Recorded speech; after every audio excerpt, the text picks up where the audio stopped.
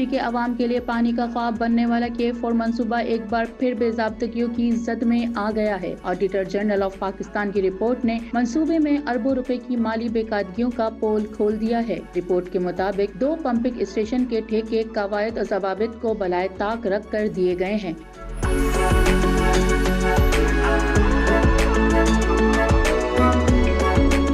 पहला ठेका 15 अरब 39 करोड़ रुपए में, जबकि दूसरा 15 अरब 84 करोड़ रुपए में एक ही निजी कंपनी को दिया गया। हालांकि दोनों मंसूबों का इंजीनियरिंग तखमीना बिल तरतीब 10 और 9 अरब के लगभग था, यानी कौमी खजाने को तकरीबन 12 अरब रुपए के गैर जरूरी बोझ डाला गया। रिपोर्ट कहती है बोलियों को मुस्तरद किया जाना चाहिए था, मगर पेम्प्रा कवानीन की खिलाफ वर्जी करते हुए उन्हें मंजूर कर लिया गया।